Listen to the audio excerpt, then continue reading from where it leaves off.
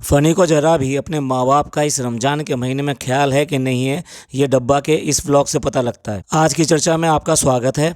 हम बताएंगे पूरी तरीके से ये पूरी बात। वीडियो को पूरा देखें और जो लोग नए आए हैं तो प्लीज़ सब्सक्राइब कर लें और अपने कमेंट्स हमारे इंस्टा अकाउंट पे भी कर सकते हैं जो कि सेम नेम से है। फ़नी अपने दोस्त से पूछ रहा है कि क्या तुम्हें घर की याद नहीं आती है, क्योंकि वो भी अब मुंबई आया हुआ है। तो वो कह रहा है हाँ आती है। अपने लिए कह रहा है कि मुझे तो यहाँ कैद रख कर रखा है, वो भी एक पिंजरे में। क्यों तुम बच्चे हो क्या? मतलब जो बच्चे को कैद कर लिया और कोई जाने नहीं दे रहा और उसका हाथ पकड़ के या बांध के उसको डाल रखा है। आपको शर्म नहीं है? आप ये सारी बातें कर रहे हो। आपको अपने बिल्कुल भी माँ बाप और इन सब का कोई भी ख्याल नहीं आया कि ये रमज़ान का महीना चल रहा है। आप उससे पूछ रहे हो कि आपको अपने घर वालों की याद आती है नहीं आती है। पहले तो आप अपने आप से पूछो कि आपको अपने घर वालों की याद आती है नहीं आती है। वो ये सारे व्लॉग जो ये आप बनाते हो वो भी देखते हैं। अब वो आप चाय बना कर लेकर आए कि भैया अफ्तियार हो गया है, मैं जो है डब्बा के लिए चाय बना के लेकर आया हूँ। तो वो महारानी की तरह कह रही है सौसर नहीं ला सकते थे इसके साथ में? क्या ये सब चीज़ें आपके माँ बाप नहीं देखते होंगे कि मेरा बच्चा वहाँ पे क्या कर रहा है? देखिए रमज़ान का महीना है, रमज़ान के महीने में जो अफ्तियारी की जाती है, ये सब किया जाता है, तो अपने घर के सारे लोग याद आते हैं और ख़ास तौर से बेटा। वो हैं कितने लोग? वो दो ही तो लोग हैं, तो क्या उनको याद नहीं आएगी? और ये यहाँ पे पड़ा हुआ है, पड़े आराम से।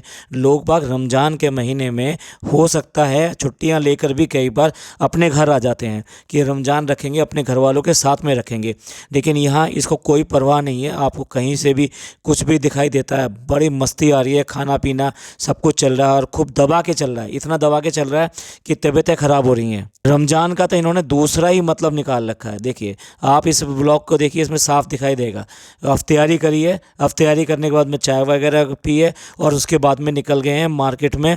मार्केट में क्या, खाना खाने के लिए निकल गए हैं, क्योंकि तबीयत ख़राब है इसलिए घर में खाना नहीं बन सकता। तो इसलिए वो खाना खाने के लिए वो बाहर चले गए हैं और खाना खा के बाहर से वापस आए हैं और फिर दिखा रहे हैं कि 12 बजे निकले हैं। किसके लिए? ब्रेड लेने के लिए।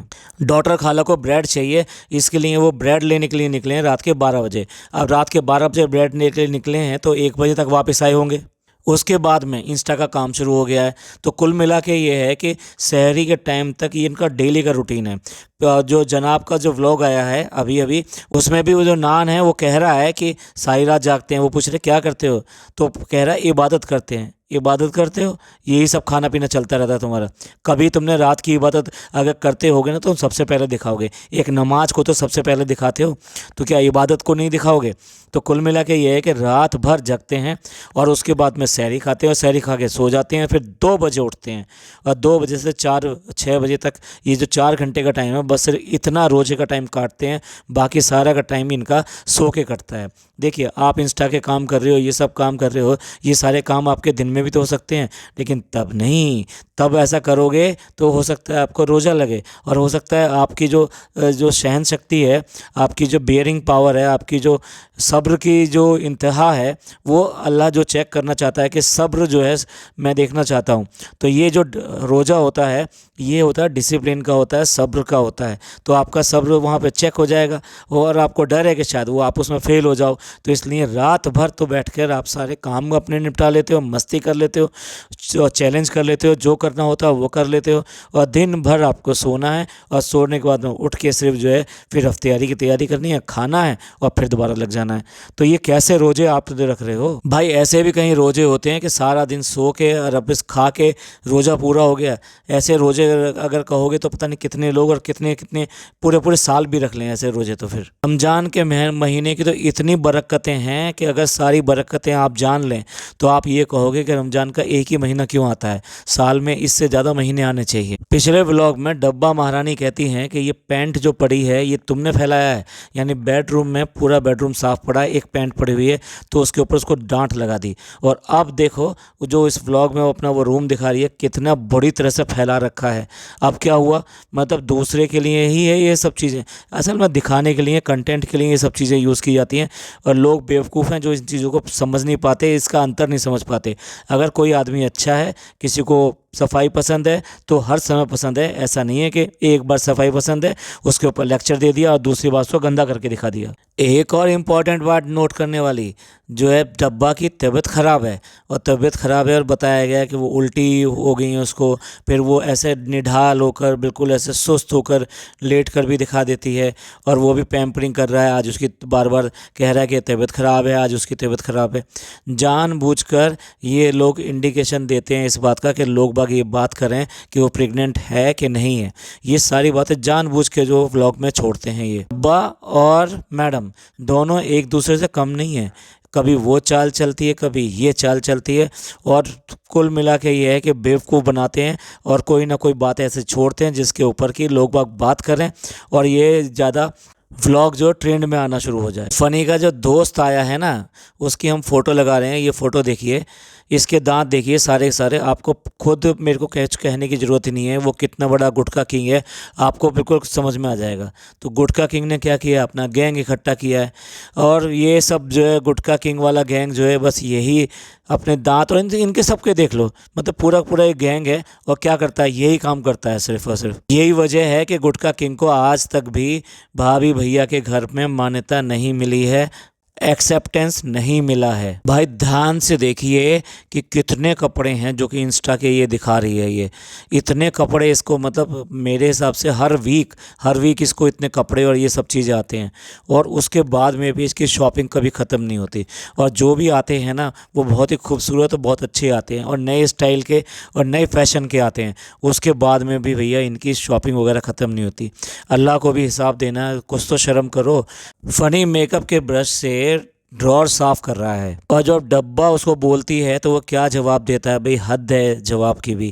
कहता है कि लोग बाग तो टूथब्रश से जूते चप्पल जो साफ़ कर लेते हैं, भैया तुम ही ऐसा करते होगे कि टूथब्रश से जूते चप्पल साफ़ करते होगे और उसके बाद में उस टूथब्रश को खुद भी यूज़ कर लेते होगे। गुटखे के दांत है ना वो कोई साफ़ थोड़ा ना होंगे, वो ऐसे वाले ब्रश से साफ़ कर लो या वैसे वाले ब्रश से साफ़ कर लो, तो इसलिए ब्रश की कोई अहमियत तो है नहीं। जूते साफ़ करो, चप्पल साफ़ करो, कुछ भी साफ़ करो। अरे भाई कम से कम अगर कोई बात कहनी है तो सही तो कहो। लोग बाग जो पुराने ब्रश होते हैं जो ख़राब हो जाते हैं उनको रख लेते हैं कभी कोई क्लीनिंग व्लिनिंग के लिए काम करने के लिए, ना कि टूथब्रश को उसके लिए इस्तेमाल करते हैं। इस पर भी ये कहते हैं कि इसके जैसा हस्बैंड मिले। भाई कोई मत कहो कि इसके जैसा हस्बैंड मिले, क्योंकि अभी पिछले व्लॉग में देखा था किस तरह पतीले से मुंह लगा के वो जो शरबत या बाकी जो बचा हुआ था वो किस तरह से पी रहा था। भाई एक हद है, मतलब जभी इसके जो है बिल्कुल एक्सेप्टेंस नहीं होती भैया भाभी के पास में, क्योंकि इसकी फितरतें और इसकी चीज़ें कुछ भी बदली नहीं है। बात इंग्लिश की नहीं है जो पिछले व्लॉग में बोल कर दिखा रहा था, ये इंग्लिश तो जनाब को भी नहीं आती ठीक से। दोनों बहन भाई पढ़े कहाँ हैं, भागे हैं पढ़ाई से, सिर्फ भागे हैं। काम चोरी की हद देखो, वो बेड पर बिस्तर पर वो बिछा रही है, चादर बिछा रही है तो कह रही है कि अकेले बिछाना मुश्किल है ना फ्रेंड्स, तो इसलिए जो ना ये मदद कर रहे हैं मेरी। अब्बा जी सब लोग अपने अपने घर में लेडीज़ अपने आप ही ये सारे काम करती हैं, उसके लिए उनका पति नहीं आता है। और जैसा कि मैं कह रहा हूँ कि सूट का इतना शौक़ है और शर्म नहीं है बिल्कुल भी।